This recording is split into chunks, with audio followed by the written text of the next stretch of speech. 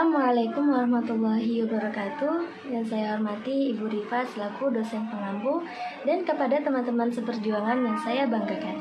Perkenalkan, nama saya Indah Almastina Afifah dengan NIM 221231029, Program Studi Manajemen Pendidikan Islam semester 7 akan mempresentasikan tugas saya yang berjudul Investasi Pembiayaan Pendidikan.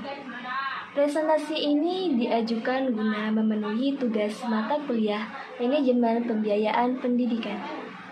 Pendidikan merupakan investasi jangka panjang yang memiliki peran strategis dalam meningkatkan kualitas sumber daya manusia.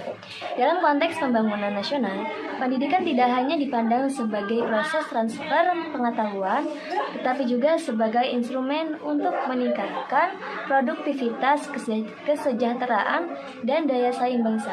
Oleh karena itu, penting untuk mengkaji lebih dalam bagaimana pembiayaan pendidikan dapat diposisikan sebagai investasi yang memberikan manfaat optimal. Di presentasi kali ini kita akan membahas tentang yang pertama, bagaimana konsep pembiayaan pendidikan sebagai bentuk investasi jangka panjang dalam pembangunan sumber daya manusia. Yang kedua, apa saja faktor yang mempengaruhi efektivitas investasi pembiayaan pendidikan di Indonesia. Yang ketiga, bagaimana strategi optimal dalam pengelolaan dan alokasi pembiayaan pendidikan agar memberikan manfaat berkelanjutan. Yang keempat, apa tantangan utama yang dihadapi pemerintah dan lembaga pendidikan dalam mengimplementasikan pembiayaan pendidikan berbasis investasi. Baiklah, yang pertama yaitu konsep pembiayaan pendidikan sebagai bentuk investasi jangka panjang dalam pembangunan sumber daya manusia. Pendidikan merupakan instrumen utama dalam pembangunan sumber daya manusia.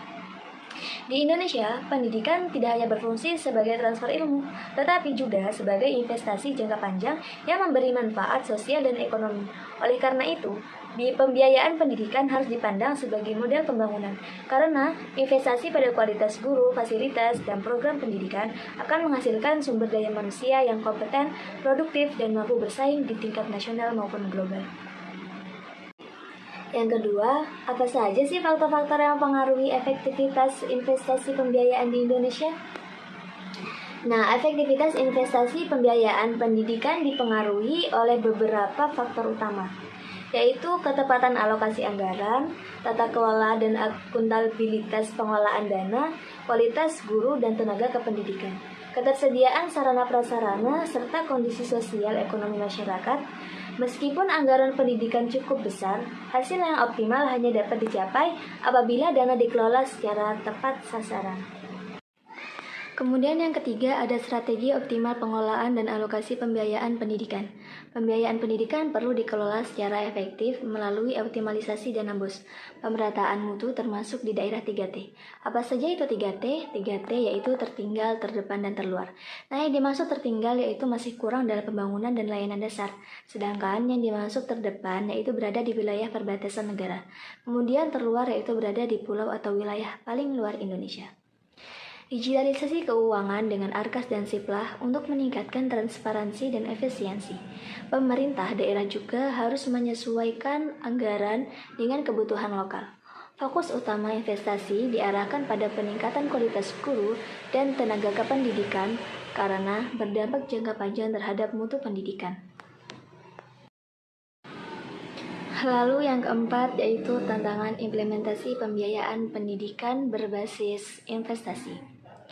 Meskipun memberikan manfaat besar, investasi pembiayaan pendidikan masih menghadapi beberapa tantangan, seperti ketimbangan mutu antar wilayah, keterbatasan kapasitas SDM, pengelolaan keuangan sekolah, kurangnya infrastruktur pendidikan yang memadai, serta pemanfaatan dana yang belum optimal akibat perencanaan dan regulasi yang kurang fleksibel. Baiklah, kesimpulannya adalah yang pertama yaitu pendidikan sebagai investasi jangka panjang.